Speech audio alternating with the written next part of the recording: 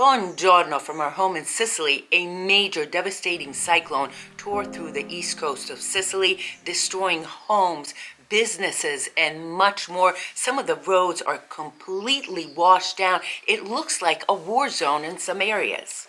36 miles, around 100 kilometers from Messina all the way down the coast to Messina, destroyed today. Old timers are telling us this is the worst storm in the last 50 years that have hit Sicily. Some of the footage is really eye-opening and devastating. Take a look at this when a boy and his parents returned to their home for the first time since the 2-day cyclone ripped through Sicily.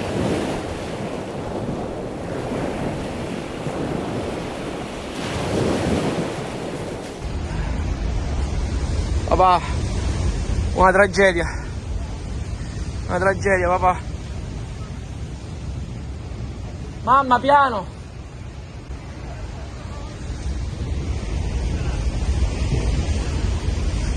Una tragedia, ragazzi, una tragedia. Mamma.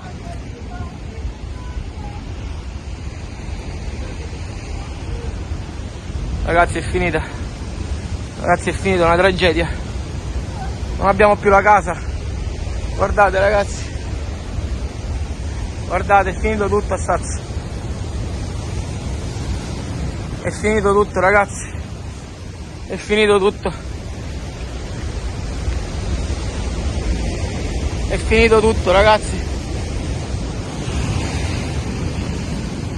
È finito tutto.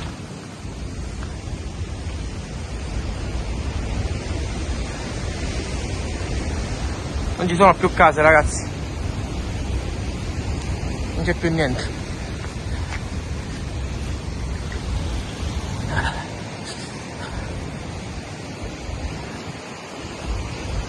Ragazzi, casa mia. Chiara ha combinato disastro.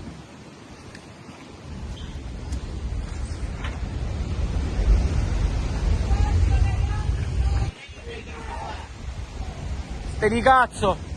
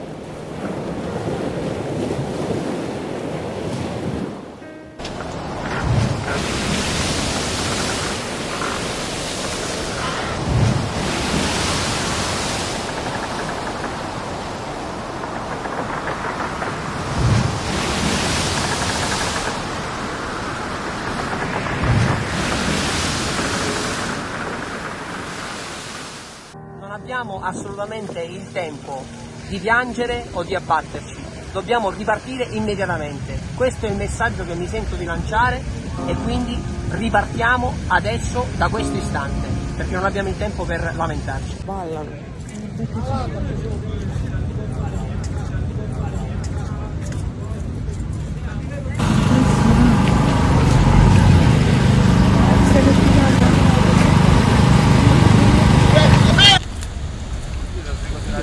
Anzi, ora ma... Ah, è ne? Ciao, sì.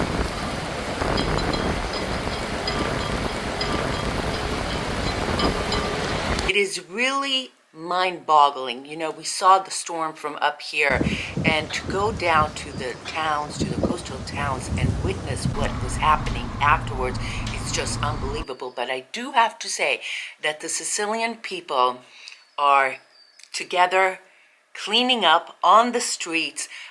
It's very somber when you go down there, but there's definitely a sense of community, a sense that they have one mission, and that is to clean up all of this.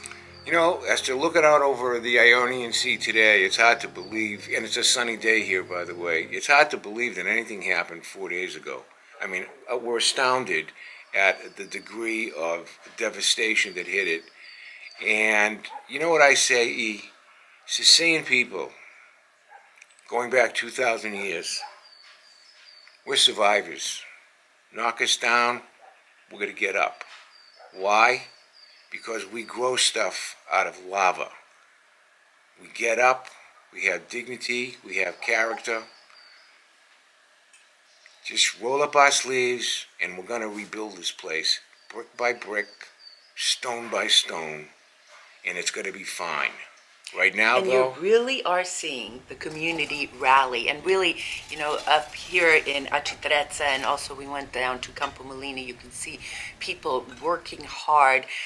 Some estimate that it will be $750 million to $1 billion to rebuild, and maybe not even rebuild. I mean, we're talking about entire lungamares, the roads along the coast, completely gone. Completely gone. Things are completely upended. The rail line from Catania to Messina, there are parts that are completely blocked. I mean, it is a major standstill in many areas. the lungomare in Catania is cleaned today, but it's blocked because now they have to come in and to make sure that the lungomare itself isn't going to fall into the sea. That's number one. Roberto up in Giardini Naxos, Roberto, reports that in the harbor, where all the restaurants are, they're gone, flooded out. The Lido's there, gone, flooded out. When I tell you that it's going to be a complete reset, from a physical point of view, from an emotional point of view, from a financial point of view, from every point of view that you can think of. But guess what? They got to stand up. Yeah.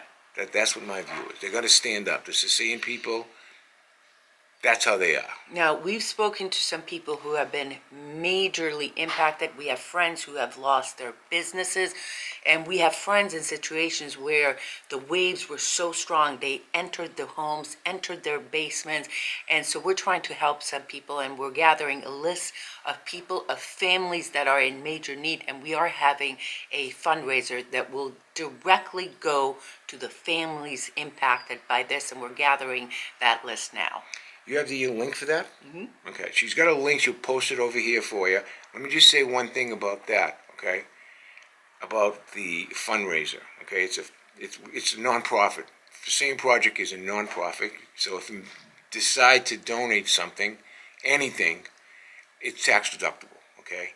And unlike other charities, 100% of what gets donated goes to the families, okay? Our first tranche, I'm going to announce this today, has left the United States, and by Tuesday, the first tranche of money that we've collected will be delivered to the first 4 families.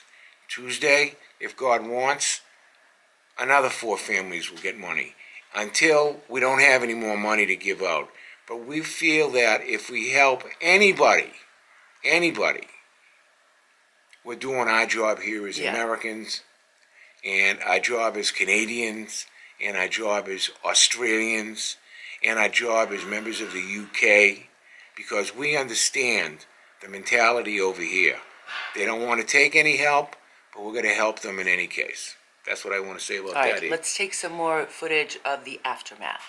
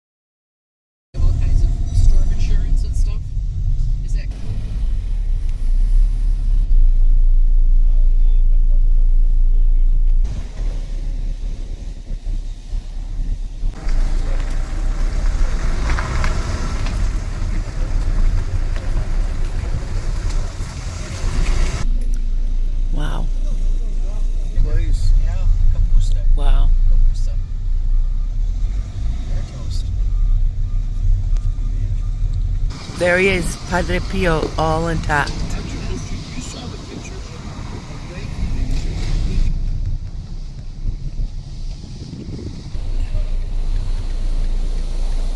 Still rough.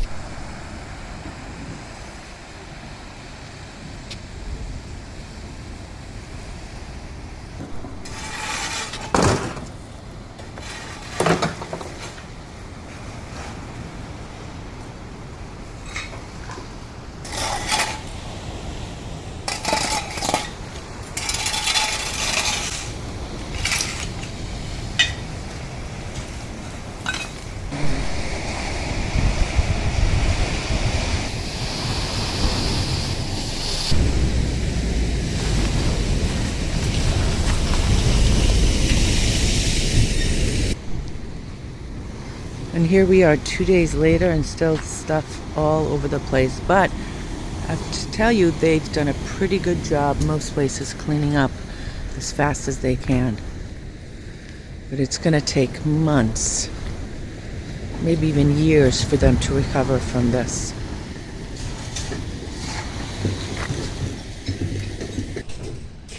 Oh my gosh. I just wanted to cry, honestly, seeing the people's faces working, cleaning up. People lost their homes, their businesses. Just devastating.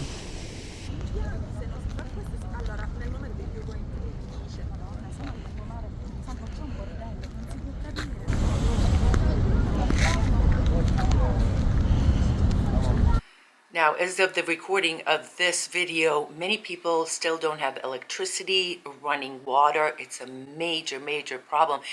We are so fortunate. Alfred and I are so fortunate that we had very little impact.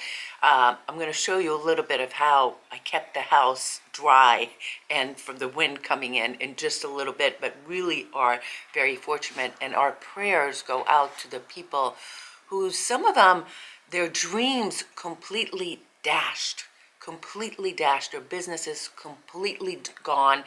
And you can feel, even though they're working to clean up everything, you can feel how somber, how sad people are in these coastal towns, and also others just looking and realizing that this storm caused much more harm than they predicted. But I do have to give the region a credit, because they predicted that there was something coming and they advised people to stay inside. They canceled school. They told people not to open their businesses. So for the first time, I think, they really did a good job with the preparedness, and that's why no one has died. Can you believe that? No fatalities. I mean, that's the thing that blows my mind. Maybe someone has passed away, but I haven't heard about it yet. I think that's just an unbelievable figure here. But yeah, if you stop and think about what Esther and I have gone through since we've been here many years, we've gone through every horrific natural disaster with the sole exception of grasshoppers or, something from out of a biblical times. Massive fires. Mount Etna eruptions. Many. Cyclones, although this one was the worst ever. What else? What are you talking about? You name it, we've done it. There isn't anything. Earthquakes. Have you said earthquakes? And earthquakes. Last night they canceled schools, and today actually they told the people down there from Campomelino to evacuate, and you can see why, because the waves are huge. And then in Aceriale and Catania, some people suggested closing businesses. So they take this stuff pretty seriously here. Oh my gosh, there's water coming in. This is what you call ingenuity. Very heavy winds coming in, so I have this part taped up, towel blocking it, and pillows blocking it. There you go. Always find a solution. This is the Esther way of securing the house. towels, pillows, lots of blankets, and lots of tape. But I gotta tell you, if you're coming here, make sure you're prepared. And this one definitely prepared me to be prepared, because for years it's been saying, make sure you have enough candles, make sure all your stuff is plugged in. So again, thankfully, nothing really happened except for some water leaking in. It's really not just me, E. Most of the men, the family household men in Sicily, okay, members of the leaders of the household that are with a nuclear family, they're all prepared. They have every type of tool in their satchel. And the proof of the pudding is today, okay, a group of men traveled down from Adrano on the other side of Mount Etna, and guess what they're doing? They're cleaning up in Arcitrezza and Arcicastello. They roll up the sleeves. What do you need done? They're coming down here with bulldozers and trucks. Volunteers, trailers, and so forth. But it's not just the men. I mean, there was a day Of course it's not just the men. Day full of volunteers who went around with plastic bags and helped pick up debris. And I do have to say that in Arcitrezza and some of these other coastal communities, within 24 hours, they are already moving rocks, literally rocks, from the middle of the streets, and bulldozers. And so they're very determined to clean everything up and get back to as much normality as possible. Thank God it didn't happen during high tourist season. Because I know Taormina, for example, which got destroyed. A big section of up there got... Taormina bottom. The bottom part got put into the sea. But those people up there are tough. Those people up there will rebound, and today they're working like crazy to clean up the main touristic areas. So if you have something booked here, for example, if God wants and there's no more earthquakes, eruptions, fires, hurricanes, whatever it is, it's still a great place to come. You know what's really crazy? All the ancient statues. All the Padre Pio, he's still up, he's still standing. The statue of Nike over there in Giardini Naxos, still standing. It's strange that all the religious statues still stand, right? It's just bizarre, right? You see the rest of the town destroyed, and the statues, there's got to be something there, E. That's what I want to say about that. There's got to be something there, but I do have to say the other thing is a lot of people praying. For sure, there's been prayer groups that have been called together to help relieve some of the sadness. I did speak to a woman who literally had lost everything. She's one of the women that we will be helping with this fundraiser. And she just talks about the memories gone. Everything from her home is gone. She's forced to be at a B&B right now, which we're hoping will help pay. But it is just not just material things, obviously, but memories and dreams. That's just what kills me. And I was out there and 2 days after, and I literally wanted to cry. I wanted to cry for the people of Sicily, but then I realized, you know what? Like Alfred said, they'll rebound, and that's exactly what they're doing. Well, let me tell you what this one did over here, okay? The hours after this thing happened, she stitched together a video, like a news video, so to speak, and she put it on our Facebook page, You Me in Sicily Facebook page. So over 5 million views. It's our first really big, spectacular, viral thing that we've done. Unfortunately, and people from all over the world have contacted us about helping. So today, again, not that I want to go begging for money, but essentially I'm begging for money. Make a donation on the link that she's going to provide for you in the comment. Down at the description or the comment. In the comment. And help us out. As I said, as much funds as we get. Okay, we have a great crew of people all over from Messina all the way down to Mazzamemi on standby that can help us identify these people. We can't help the businesses because it's far too much money, but we could help the Sicilians, the people, the families, the mothers, fathers, children, grandmothers, grandfathers That's what our target's going to be. You know, people often ask us, why do we do this? Why do we have the Sicilian project? Of course, we have our video business and our tour business. I feel like Sicily has given me so much that it is just a small way for me to give back to the people that have brought so much joy and satisfaction to me. So that's why I do it. And you don't have to be Sicilian to love Sicily. I know many Irishmen, Englishmen, Germans, Dutch, Hungarians who love and live in Sicily and love it as much as anybody else. So why? Because it's an island paradise. 2,500 years of history. Not 250 years like Paul Revere's house in Boston. 2,500 years There's an energy of history. here. There's an energy. There's an inexplicable feeling, energy here that I've never felt anywhere else. And it is palatable, and it grabs you, it grabs your heart, it grabs your soul, and it just makes you very easily fall in love with Sicily. So that's all I had to say.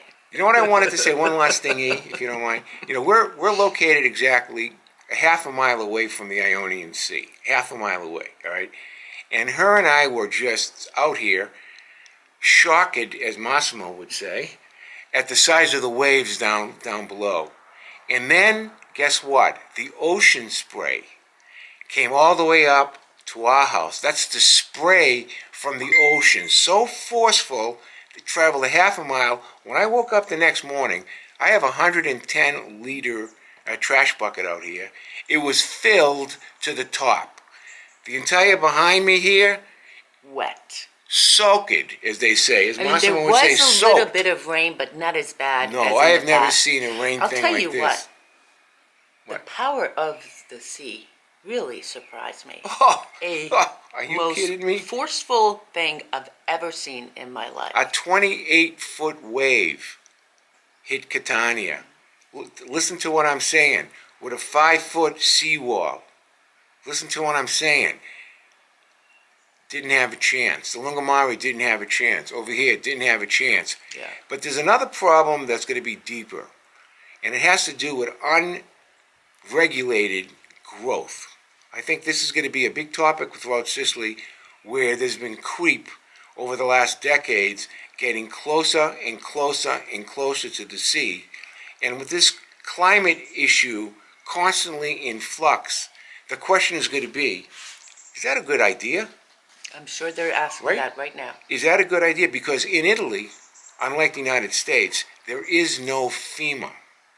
In Italy, like the United States, it has no money. So it's going to put a budget together, all right? A proposed budget, and with hat in hand, it's going to have to solicit the European Union for funding to do that. You think that's going to happen overnight? No, absolutely not. It's going to be up to the resourcefulness of the Sicilians to regenerate our island. It's again on us, and I'm telling you today, right to my bones, it is a challenge that the Sicilian people can accept, will accept, and will succeed. So don't worry about it, but help us out, because we could use the cash to give to these people right now. That's good night, and that's what I wanted to say. On that note, thank you so much for joining us. Hopefully next week we'll have a bit more happy and good news. No, next week will be a happy one, because we'll have nothing but happy news. We're starting our Sicilian Project English class tomorrow, so we're going to report on that. Ciao. Sa benediga.